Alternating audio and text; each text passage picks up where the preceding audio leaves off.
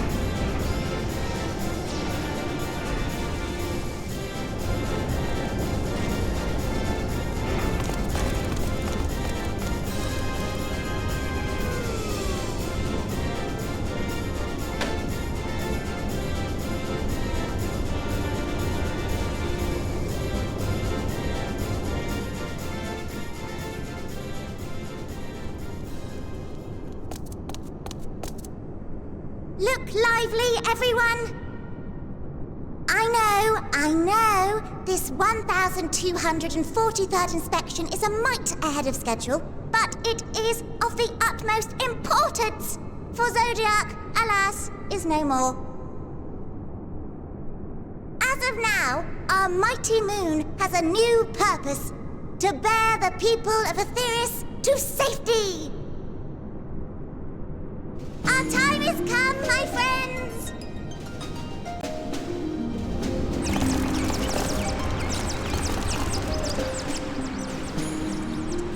We must be swifter than swift. There is much to do before our guests arrive. I expect your workstations to be immaculate, and don't forget to relay our signal to Etheris. Questions? Yes? No? Maybe so? No? Then hop to it!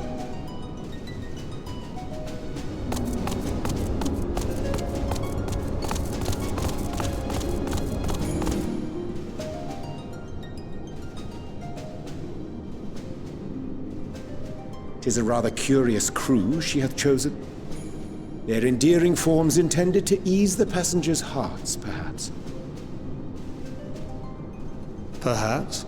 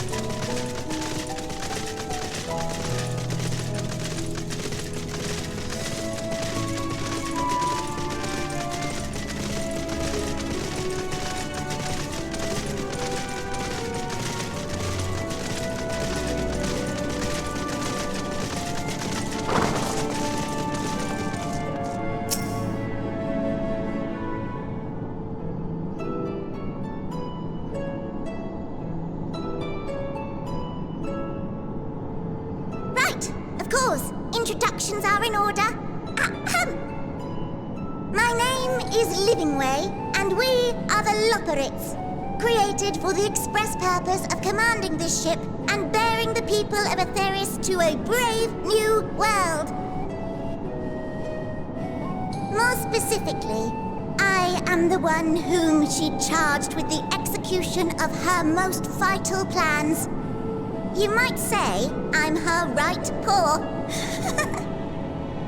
Livingway's the name, map reader and navigator of the heavens.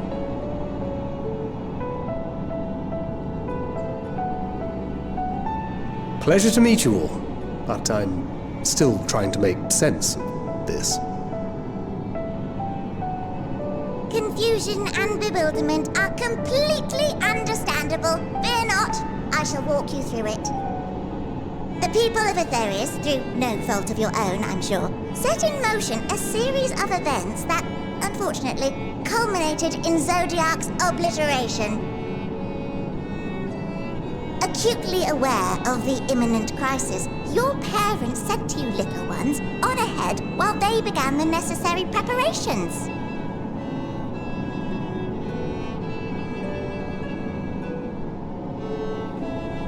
Still not following? No? Very well, I shall elaborate further.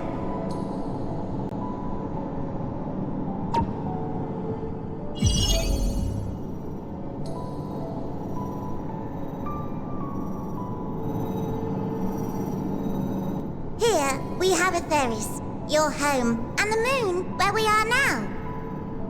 Without Zodiac around to keep things lively, so to speak, the celestial currents of the star have doubtless begun to degrade. A calamity of apocalyptic proportions will be visited upon Etheris, bringing an end to all life. Very sad, huh? So too hath the Watcher claimed. By thine unperturbed countenance, I gather this eventuality was anticipated. The doom and gloom. Oh yes, quite expected. Imagine, if you will, that Etheris is a delicious carrot that I've forgotten to eat and left out in the midday sun. The most earnest wishes or prayers will not stop it from rotting to the core. So sadly, there's nothing to be done but to abandon said carrot, Etheris, in case the metaphor is lost on you, to its grisly fate. And this moon will serve as the vessel to deliver us to a new home. Just so! We will gather up as many people, supplies, and resources as our stores will hold. And then, once everyone is aboard, it's off to another star! Easier said than done, admittedly, for one does not simply hop from star to star on a whim, which is precisely why we've spent countless years constructing the most propulsive of propulsion systems! We ought to make it to our destination in 2 shakes of a rabbit's tail.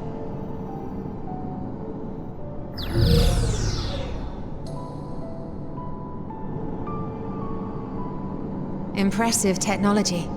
I dare say it is beyond anything we have ever seen. No need to shower us with praise. All we've done is faithfully carry out the instructions left to us by Hydaelyn. Back in the old days, when she was still just Venar, she was dedicated to the study of the world and its inner workings. And the Watcher, the real one, not the simulacrum you met, was one of her fellow researchers.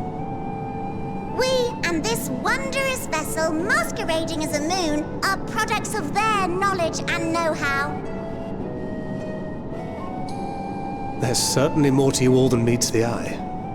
Might I ask where exactly you intend to take us?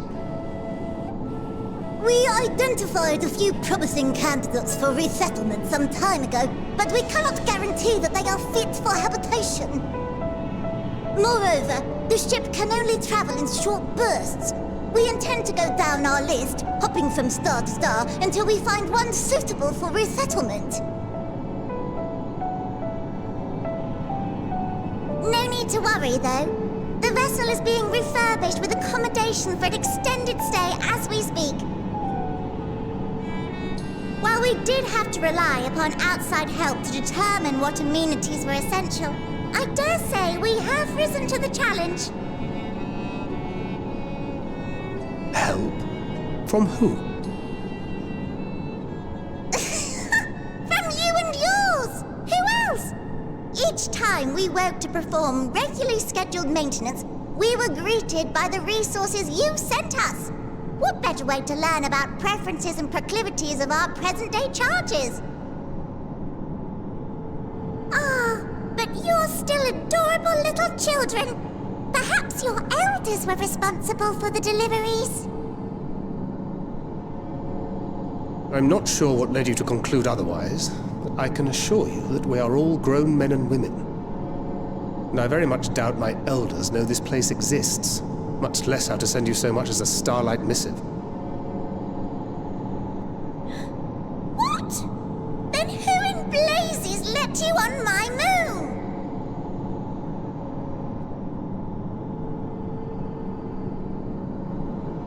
Heidelin herself led you here. You don't say! Well, that's really not children. Then why are you so small and stunted?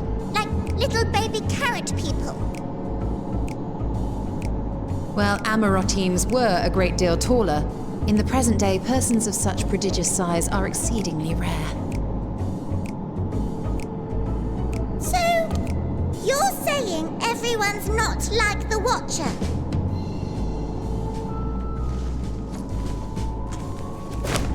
Oh, confound it all! Someone could have at least scribbled a note about your profound miniaturization. That tome in thy possession. Oh, this? One of the first books sent to us. A compendium of the people of Aetheris, with a few blank pages at the back for minor corrections and updates as needed. The sum total of our knowledge of your kind is contained in these pages. I thought it was abridged and made small for our benefit, but this isn't a regular-sized book, is it?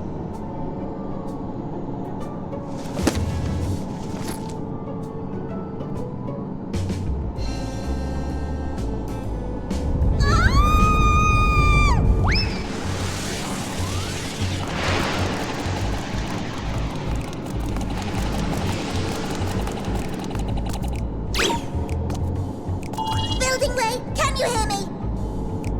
Yes, we're all very busy. Change of plans. I need you to rebuild the domiciles at 1/3 the scale. All of them. Yes, all of them, and but me no buts. See to it with all speed. Perhaps you could tell us a bit more about your terrestrial collaborators. Yes, in due time. But first, I'd like to hear more about you, if it's all the same. I'd rather not risk any other complications due to outdated knowledge of our passengers-to-be.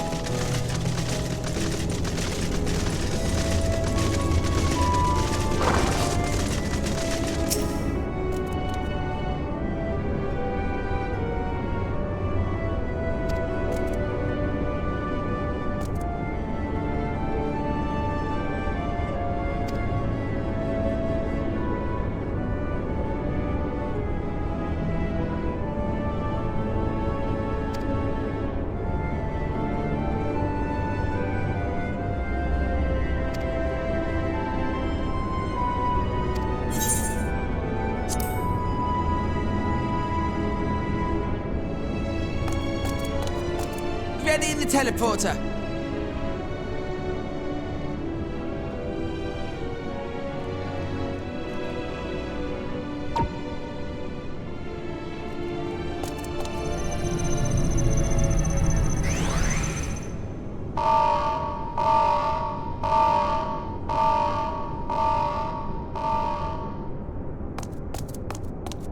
Huh?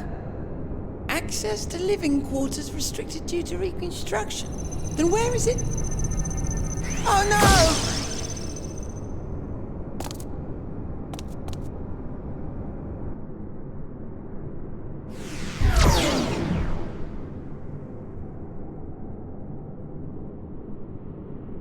A private audience, as thou didst request, for reasons I know not.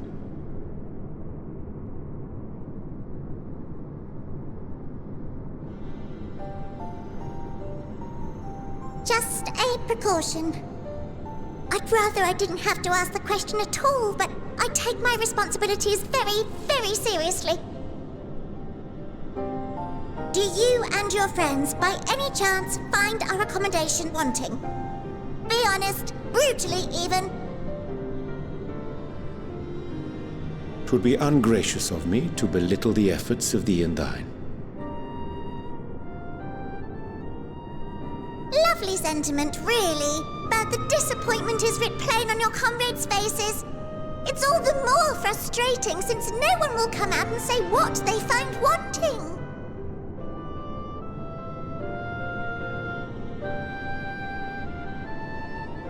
If there are faults in our work, we need to know.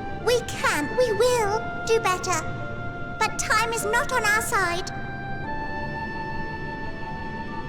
The final days will wait for no one. If your people are to be saved, we must take quick and decisive action. This vessel must serve as a home for as many passengers as possible, for far longer than we may like. Which brings me to my request. Our collaborators on Atheris are doing what they can to prepare for the voyage. Would you be willing to go and lend them a hand? Having seen the moon for yourself, you could speak to its many splendors, learn what else they might require, and assuage whatever concerns they have. Wherefore wouldst thou entrust me with such a task? How to put it? You're the only one who appears not to be wholly unsatisfied with our work. Or quite good at pretending that's the case, at least. Calm, collected, tactful to a fault. Very particular with your words, too. You understand that, in the face of great danger, one cannot pursue perfection at the expense of practicality. The difficult choices must often be made for the greater good.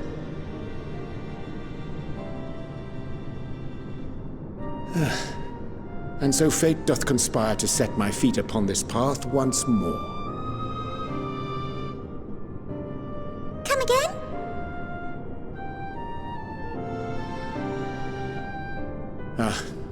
Idle musings.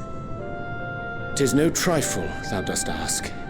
Yet full well do I understand the urgency and necessity.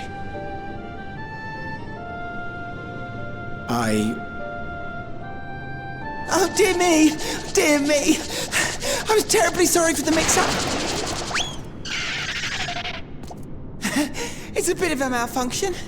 I hadn't realized the residential quarters were inaccessible, you see. But you're still in one piece. So, all's well that ends well, yes? Won't happen again. I promise.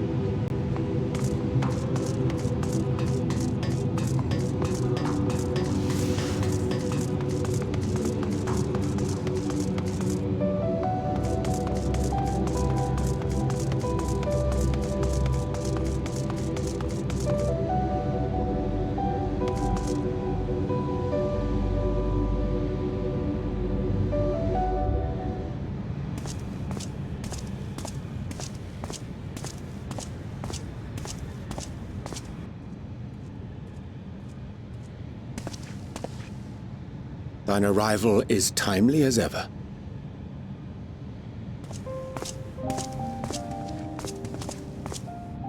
Thou didst chance to overhear my conversation with Livingway, I presume?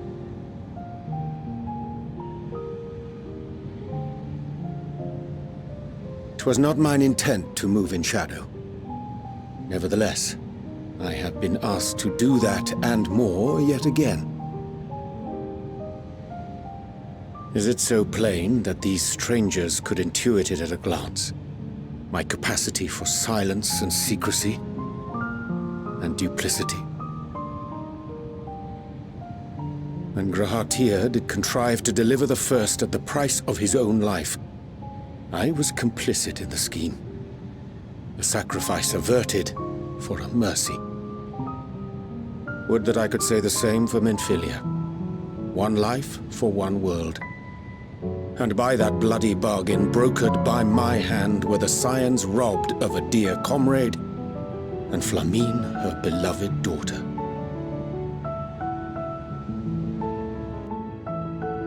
Two souls, whose selflessness was beyond measure, whose resolve was unshakable.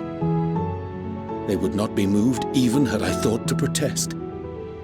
But protest I did not. Far from it. I pushed them forward. No effort did I make to seek out alternatives, ones that would not demand such terrible costs. That resignation weigheth heavy on my mind, as does the memory of another lost to mine inaction. Dearest Moonbritter, who did face death unflinching, that we might secure a means to bring low the Ascians.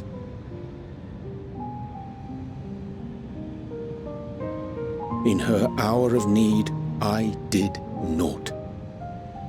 Dutiful disciple of Louisoix, ever looking to the greater good. Had I shut mine eyes and bid her live instead, mayhap she would be with us today.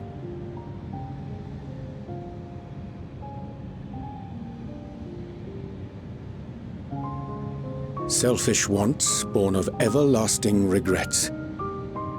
Most days I put them from my mind, but could think of naught else when asked to swallow the same bitter draught.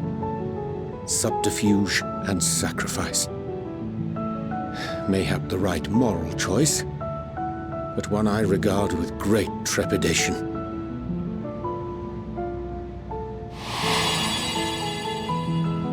The calamity of Amarot was a tragedy beyond reckoning, one which must never again come to pass.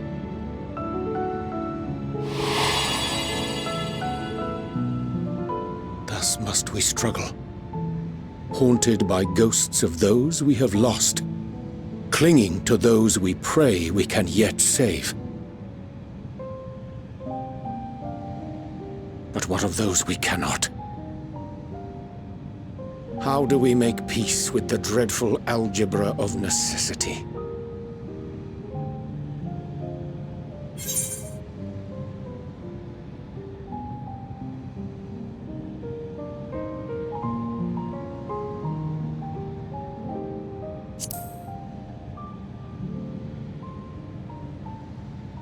Sage counsel indeed.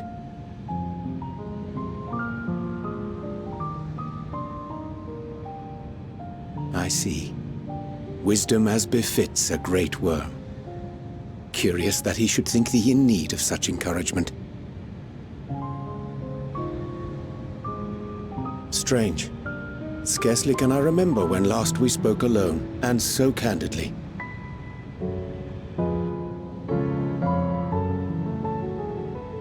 I thank thee. For all my supposed skill with words, I find it difficult to express such private thoughts. As for the Loporrit's proposition, I will take time and consider how to respond. 'Twould be to our mutual benefit if we could converse more openly with our aspiring caretakers. A concern I should be glad to address on the Scion's behalf. To dispense with all pretense and bare one's heart to another is a frightening thing indeed. But we cannot move forward ere we take that bold first step. A lesson I have learned many times before, and today.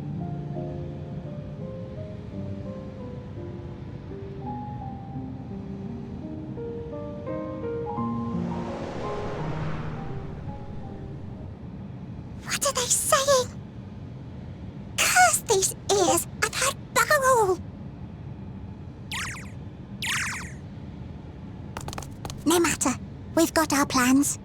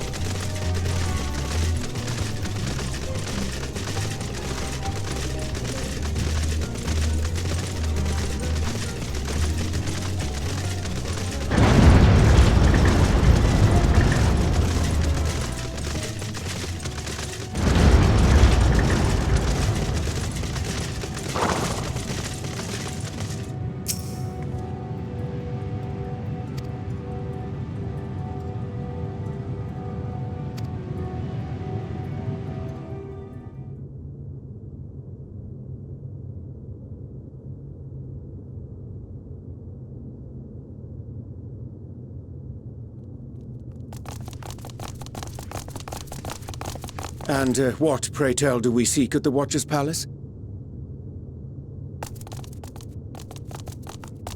Oh, come off it, friend. You know full well why we're here. The time has come for you to return to Aetheris and help your brethren prepare for their journey here and beyond. Forgive me, Living Way, but I cannot in good conscience proceed with this plan. Huh? But what about the final days? The death and the doom? Oh, we have to hurry before it's too late!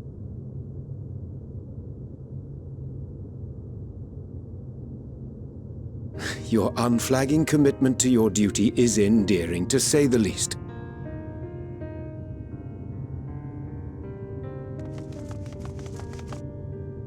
Oh, bugger!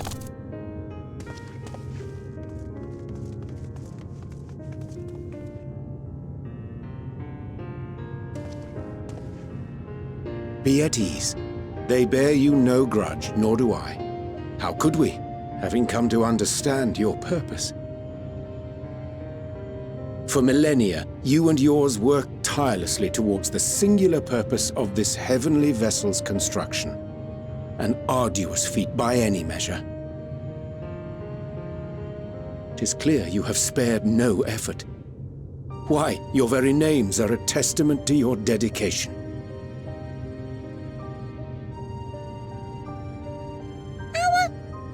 Our names? I'm not sure I understand what you're getting at. Names are an expression of the self, a declaration of one's hopes and aspirations.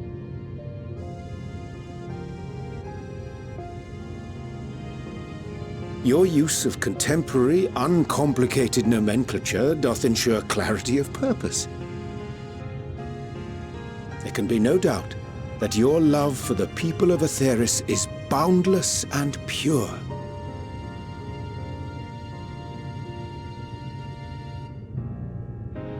Yes! Yes! A most mellifluous phrasing! We Loperids were born of Heideland's love for Aetheris. That shining, shimmering blue jewel, brightest star in the sky, brimming with life and possibilities. For as long as I can remember, I've toiled in anticipation of the day when this vessel might be needed. All I've ever wanted was to meet those she cherished so dearly, to serve and serve well.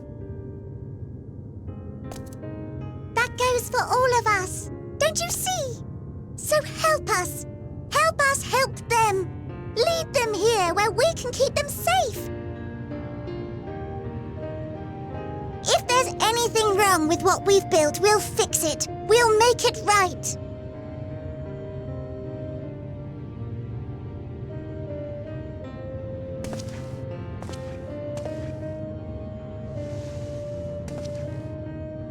Your works want not for repair. Yet there remaineth much for you to learn of men, and your own kin besides. Singing Way, thy name bespeaketh more than the simple marriage of rhythm and rhyme. The songs of Aetheris are beyond counting, and span the length and breadth of emotion. Maps are monuments to man's pioneering spirit and his devotion to charting the furthest reaches of our star. Many have devoted their lifetimes to exploratory pursuits, to venture unto the highest mountains and the deepest oceans in search of unknown frontiers. And thou, my friend, I do not think we have met. My name is Pudding Way.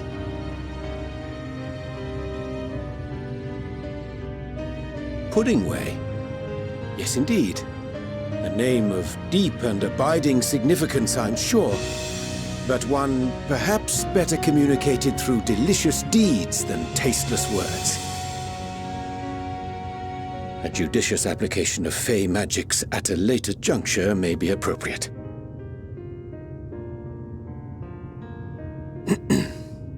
And living way. 'Tis no easy feat to convey the significance of thy moniker. When I was a bookish boy, a dear friend of mine was fond of peppering me with questions as I read, to my occasional annoyance. One day, I posed to her a question of mine own.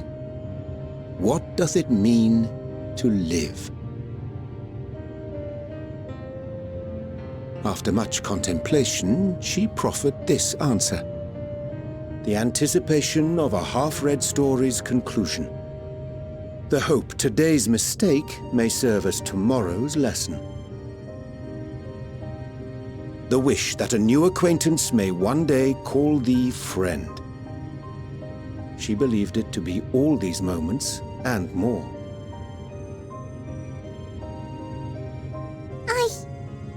I want to understand, but... I, too, still labor to find mine own answer. 'Twould be my pleasure to assist you and yours in embarking on a journey of self-discovery and enlightenment.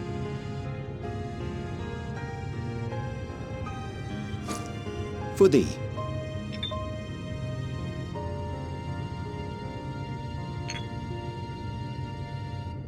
Ink as blue as the waters of Aetheris. Made in haste, though I assure thee, the quality has not suffered for it. The people need not be persuaded by honeyed words. Nay, I have faith they shall do what is right in due course. Until they do, I beg your patience, friends. And with that ink, let us fill the empty pages of Living Way's compendium. An open exchange of ideas will surely afford you all a better understanding of modern man, and with it, ideas for improvements and renovations. But more importantly, it shall empower us to together find a way forward.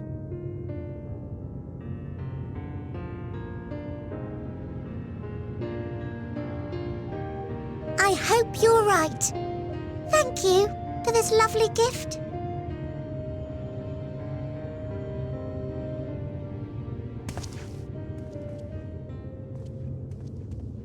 There you have it. I shall remain with the Loporrits to ensure that all is in order. Though we must needs prepare for every eventuality, you would all agree that the evacuation of our star is a last resort.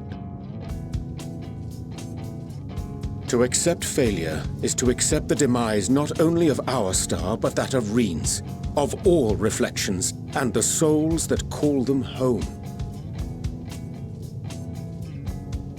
Which is why I have every faith that you shall fight to the last, that such drastic measures may prove unnecessary.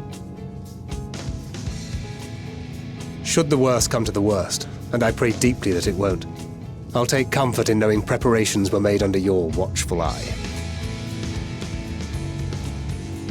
Aye, thou mayest be assured that if calamity cometh, not a soul will be left behind, if being the operative term.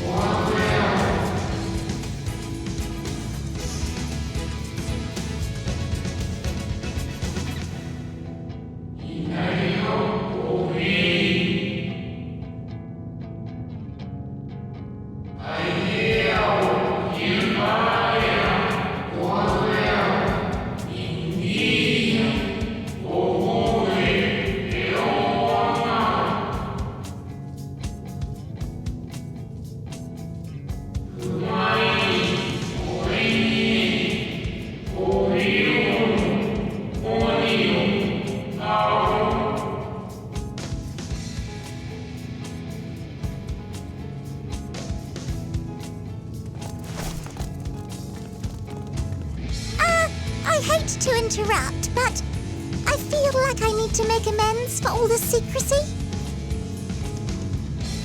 Think nothing of it.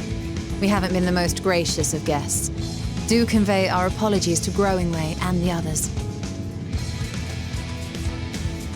But of course! And when next we welcome more guests from Aetheris, we'll have learned to be much more hospitable hosts. Oh, and circling back to the matter of inappropriate secrecy, we ought to discuss our benefactors. Agreed. The Charlayan Forum, yes? What? How did you know? The more I heard, the more obvious it became. The Forum's aims align closely with those of your anonymous patrons. A telling coincidence would be an understatement. Though had we not taken it upon ourselves to peruse certain restricted tones in Labyrinthos, we might still be unaware of their plans. But let us continue this discussion upon our return. I dare say we have kept Alphino and the others waiting long enough.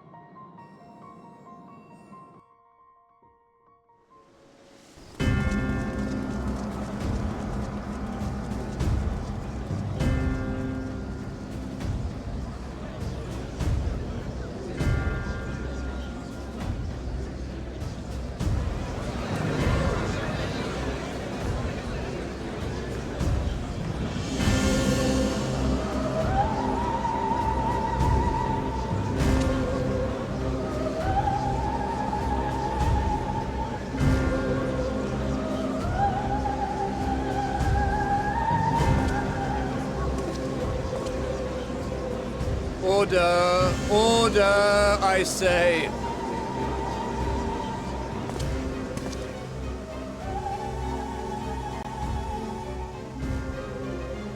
I thank you all for gathering here on such short notice. This day we must speak of grave affairs and their implications for the future of Sharlayan, nay, of this very star. Said affairs concern all citizens, and so we have called for a public assembly.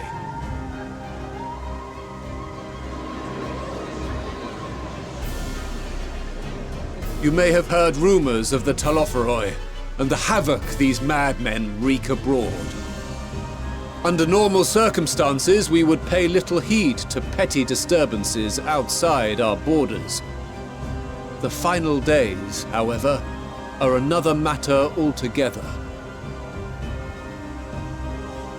For we dare not ignore these prophetic words of Eld. The Endbearers will come, ushering chaos and calamity. The final days descend and devour the very star.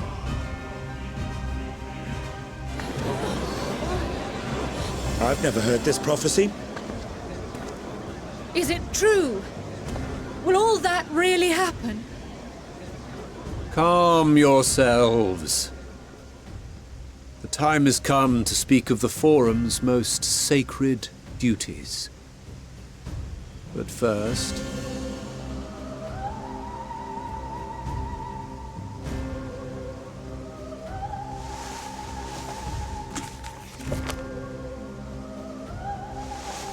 Give voice to the voiceless. Let bindings be unbound. By unanimous decree, I declare the enchantment broken.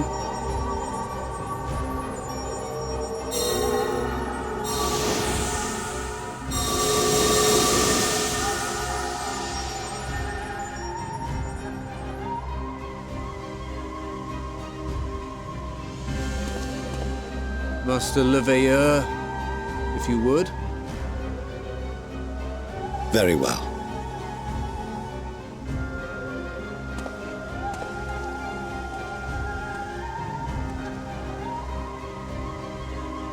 "270 years ago, our forebears began an expedition in the Dravanian hinterlands, in search of a route to access the ethereal sea.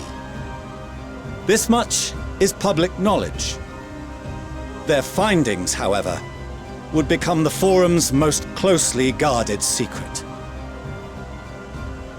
What those researchers discovered in the hinterlands was not a passage unto the ethereal sea, but the very heart of our star, and Hydaelyn herself. She spoke to them of a calamity that would extinguish all life, and of a means by which we might be spared. the moon. 'Tis in truth a gargantuan vessel built to serve as sanctuary for her children and deliver them from this doom. Much like Njunkref's hope in ages past, it will bear the people of a world in the throes of death to a new home. Needless to say, this will be no small undertaking. To facilitate the great work, the Forum has maintained close contact with the servants of Hydaelyn, who presently reside on the moon. Convinced that the foretold end was all but inevitable, we began amassing a wealth of knowledge, not merely for the betterment of our nation, but in preparation for the journey to come. You reveal this to us now? By the gods, how long do we have?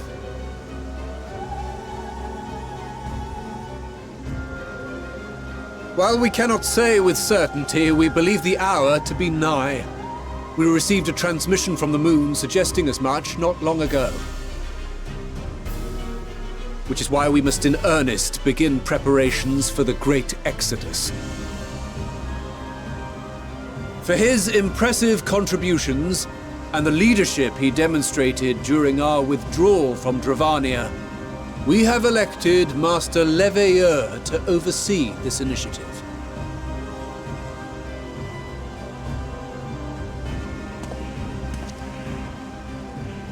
Fellow scribes and scholars, my countrymen, we face a threat of unprecedented scale. We must challenge the trials before us with composure and conviction if we are to find salvation. The wisdom of Sharlayan has ever been a shining beacon in the darkness, and so it shall continue to be. It is our solemn charge to see our heritage preserved for future generations. For those who will come after, we will brave a new frontier.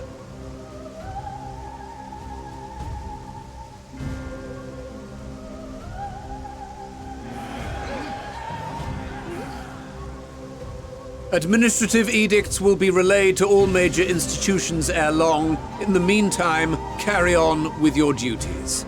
With that, I hereby call this assembly to a close.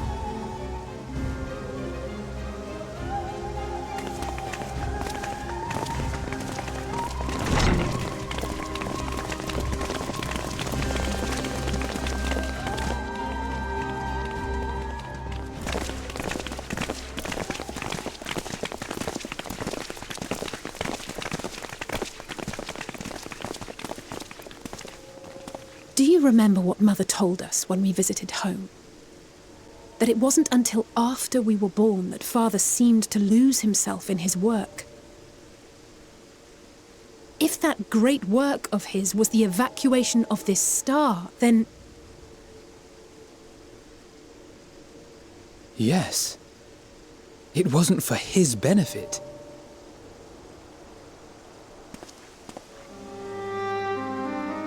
Would you mind waiting here a moment? I wish to speak with Father before we leave.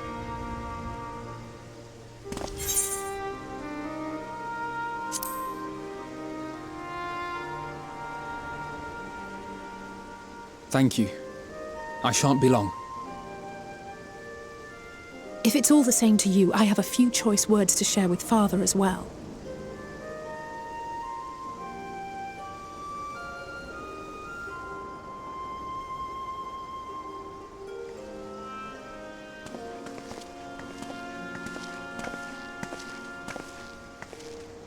So, come to call us cowards and bid us join your fruitless battle against the inevitable.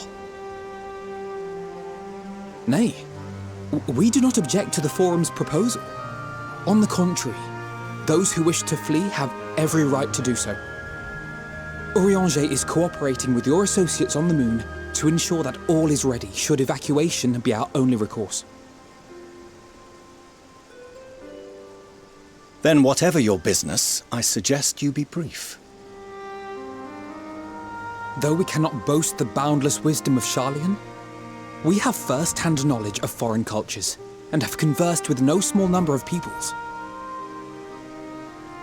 These experiences have taught us fundamental truths that cannot be recorded in any tome nor charted on any map. The beating heart of this planet is its people, many of whom would give anything, even their lives, to protect the lands they love. Many may choose to join you in the end. But what of those unwilling or unable, for whom escape will never be an option? What would you have them do?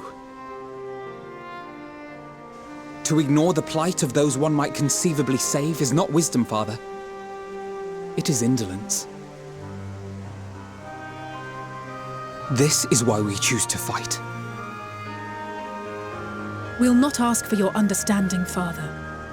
Only that you don't turn a blind eye to the good we have done, that we can still do.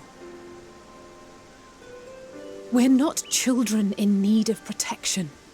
Hold fast to your principles and let the world burn if it please. But we believe there is still another way. And if there is, we will find it. You see if we don't.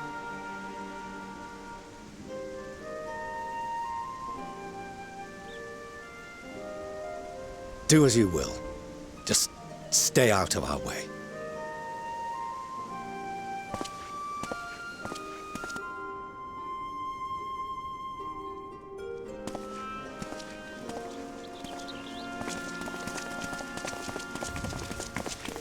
Were he not so consumed with self-righteousness, he might tell you how proud he is of you both.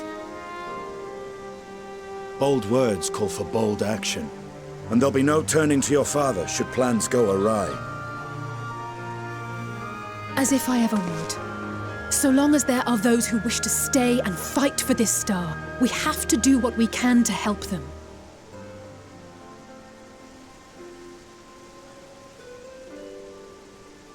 And if we're to do that, we'll need to be well rested. Wouldn't you agree? And having triumphed over what we once thought to be the source of all evil, I can think of no one in greater need of at least a dozen winks.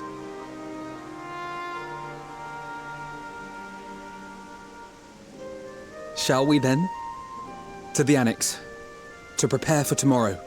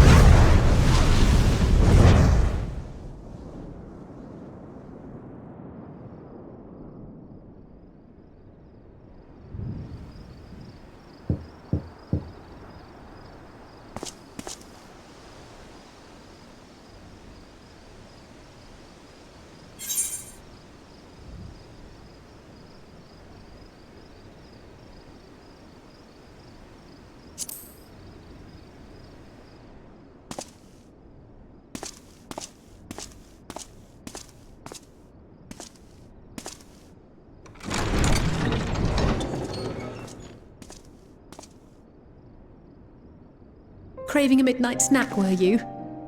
I did consider bringing a few sweets, but decided this wasn't an appropriate occasion.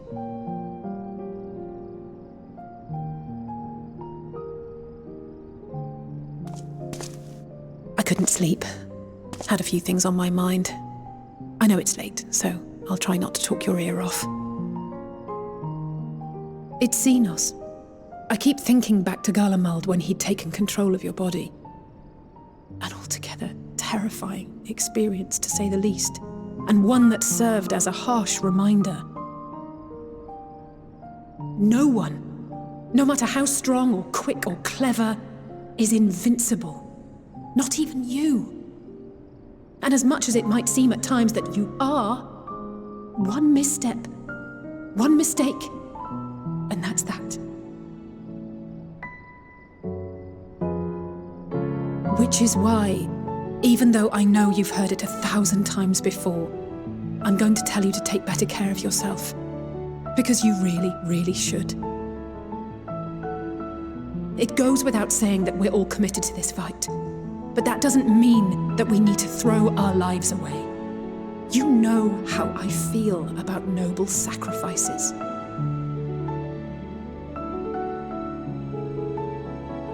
Right, that's settled. We'll be keeping the acts of gratuitous bravado to a minimum. When I looked father in the eye and swore we'd find a way to avert this tragedy, it wasn't a promise just for him. It was a promise for you, too.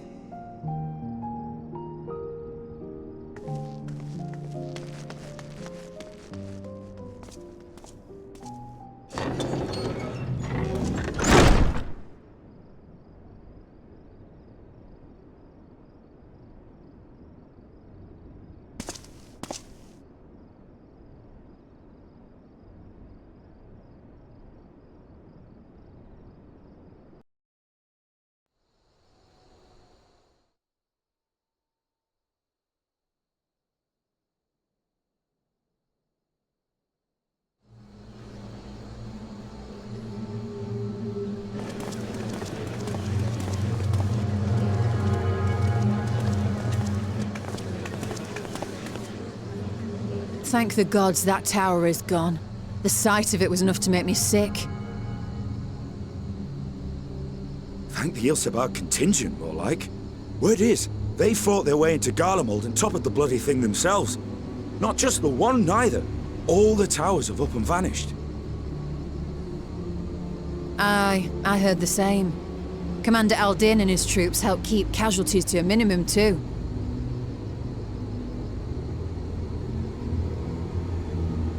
But is it true they brought back tempered Garlean soldiers? As Commander Aldin tells it, they've a treatment for that now. But don't you worry. Cured or not, they've no plans to bring them into the city proper. I see. Well, that's a relief then. I know we've brothers and sisters among the lot, but I can't say I'm eager to welcome them home.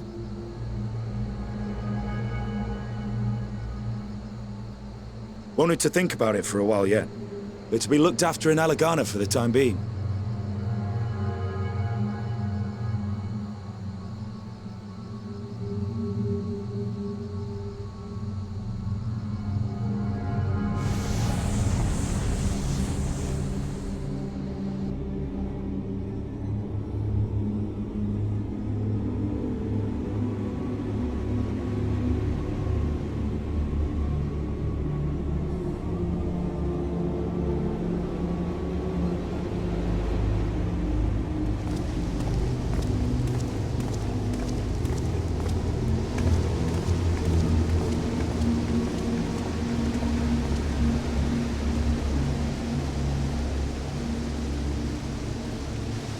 Another day, another commission of paramount importance.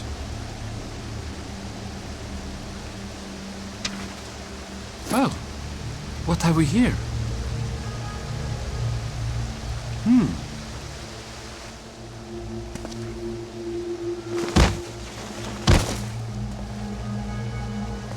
Hey, are you all right?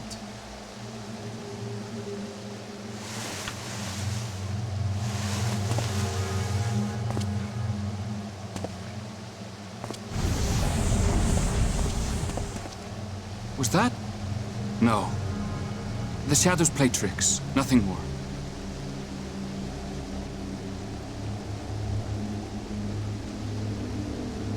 The towers are gone, and the Garlean threat has abated.